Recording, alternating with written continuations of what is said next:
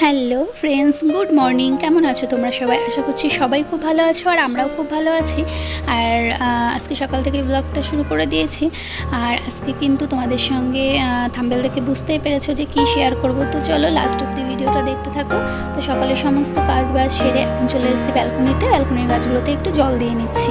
আর আবার জানো তো আমাদের এখানে নতুন করে যেন মনে হচ্ছে সেই 39-40 ডিগ্রি সেলসিয়াসে তাপমাত্রার গরম পড়ছে।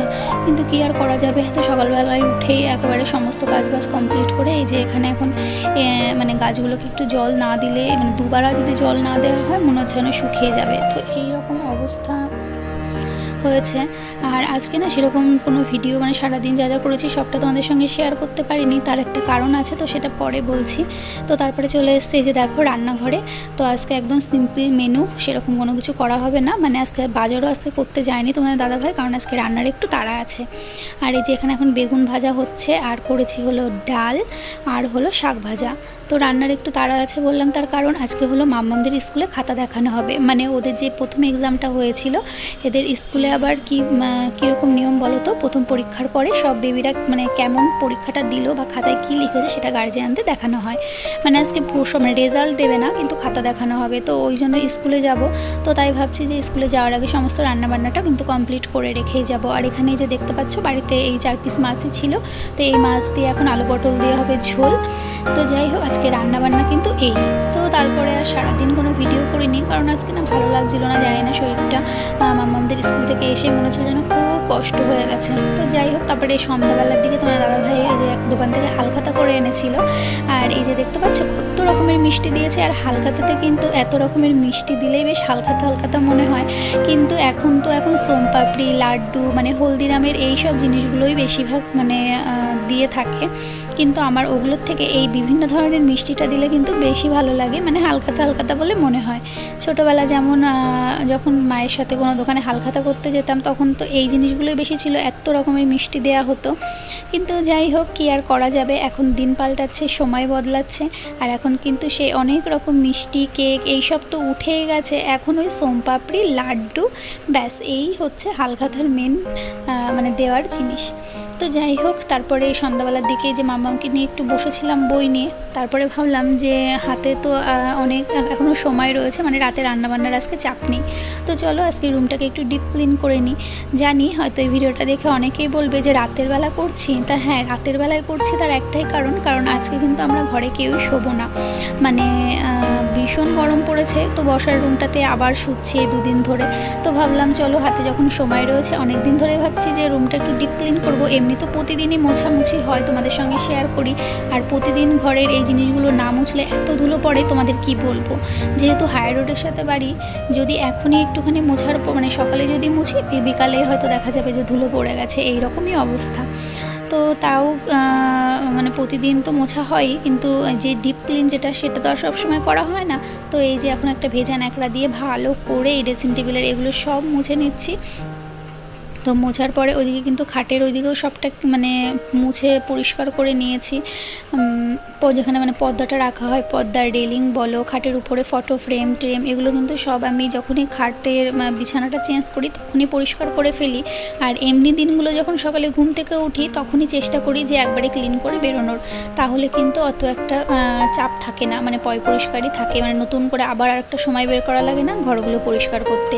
সকালে ঘুম থেকে যখন নিজের বিছানাটা ছেড়ে উঠছি, তখনই যদি বিছানার আশপাশ খাটটা একবারে মুছে আমরা বেরোই, তাহলে কিন্তু একবারে পরিষ্কার হয়ে যায়। তো যাই হোক ওইদিকে সব কিছু ক্লিন করা হয়ে গেছে। এখন চলে এসেছে আলনাটা, তো আলনাটাও একবারে মুছে নিলাম। তো চলো এবার আমার রুমে কোথায় কি রেখেছি সেটা তোমাদের মানে দেখিয়ে দিই। তো বলতে পারো ছোট্টখাট্ট একটা রুম ট্যুর দিয়ে দিই। তো চলো দেখো। আর এই যে দেখতে পাচ্ছ যে খাটের একদম উপরে রয়েছে হলো আমাদের বিয়ের অ্যালবামের একটা ফটো ফ্রেম। আর এই ফটো ফ্রেমটা কিন্তু আমাকে গিফট করেছিল আমাদের বিবাহবার্ষিকীতে আমার বোন। তো বলতে পারো বোনের দেওয়া আমাকে লাস্ট উপহার। তো ওর উপহারটা খুব যত্ন করেই রেখেছি, একদম বেডের উপরেই রেখে দিয়েছি। আর এর পাশে যে কুশনটা দেখতে পাচ্ছ, লাভ কুশন, এটা তোমাদের দাদাভাই আমাকে আমাদের বিয়ের পর প্রথম ভ্যালেন্টাইন্স ডেতে দিয়েছিল। ফটো ফ্রেমটা দেখতে পাচ্ছ, এটা কিন্তু আমার বিয়েতে পাওয়া একটা গিফট। মাম্মামের হাতে লেগে একটু ভেঙে গেছে, তাও ওখানে রেখেছি। লাল কালারের দেয়ালের সঙ্গে ওই জিনিসটা মনে হলো খুব ভালো লাগবে এখানে। তো এইভাবেই কিন্তু আমার খাটের এই জায়গাটাকে ডেকোরেট করেছি। আর তার পাশেই রয়েছে হলো আমার আলনা। আর এই আলনাতে তো দেখতেই পাচ্ছ জামা কাপড়ে একদম ভরা রয়েছে। আর আলনার ঠিক সাইডে রয়েছে এখানে কম্পিউটার টেবিল। আর এখানে যে ফটোটা দেখতে পাচ্ছ, এটা হলো আমাদের বিয়ের পর আমরা হানিমুনে দার্জিলিং গেছিলাম, তো সেখানকার ছবি। তো এটা এখানে ফটো ফ্রেমে সাজিয়ে রেখেছি। আর এখানে একটুখানি এই যে এভাবে ডেকোরেট করা হয়েছে। আর এখানটাতে তোমার দাদাভাইয়েরই সব জিনিস রয়েছে, ওর চার্জার, ওর গাড়ির চাবি টাবি এগুলো আর কি। আর এই কম্পিউটারের এই নিচে রয়েছে হলো, এটা হচ্ছে সব বাড়িতেই থাকে বলতে পারো ওষুধের। তারপরে হচ্ছে এই যে আমার ড্রেসিং টেবিল। আর এই ড্রেসিং টেবিলটা কিন্তু আমার ভীষণই পছন্দের।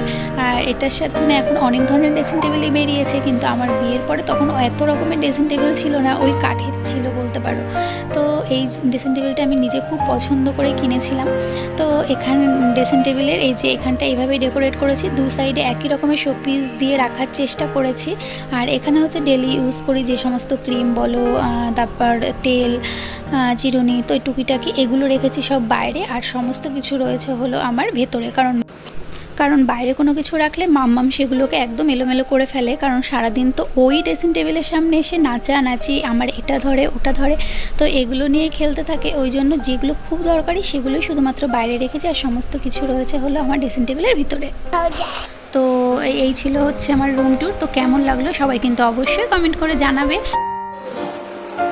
তো দেখো ফ্রেন্ডস, এই ছিল হলো আমার ছোট্ট খাট্ট সাদা মাটার রুম ট্যুর বলতে পারো, আবার রুম ট্যুর আবার রুম ক্লিনিংও বলতে পারো। তো আমি আমার বেডরুমটাকে কিন্তু এইভাবে গুছিয়ে পরিপাটি করে রাখি। তো তোমাদের ভিডিওটা কেমন লাগলো অবশ্যই কিন্তু কমেন্টে জানিও। আর ভিডিওটা যদি তোমাদের ভালো লেগে থাকে অবশ্যই লাইক কমেন্ট আর সাবস্ক্রাইব করে আমার চ্যানেলের পাশে থেকো, আমার পাশে থেকো। আর তোমরা যদি এই ধরনের ভিডিও আরও দেখতে চাও তাহলে কিন্তু আমার চ্যানেলের থাকা বেল বাটনটা প্রেস করে দিও, তাহলে যখনই কোনো আমি ভিডিও দেবো তোমরা কিন্তু তার নোটিফিকেশনটা সবার আগে পেয়ে যাবে।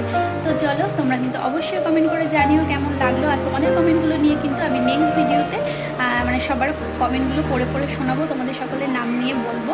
তো চলো ঝটপট কমেন্ট করো, আর নেক্সট ভিডিওর জন্য ওয়েট করো। আবার খুব তাড়াতাড়ি আসছি নেক্সট ভিডিও নিয়ে। ততক্ষণ পর্যন্ত কিন্তু সবাই ভালো থেকো, সুস্থ থেকো, টাটা।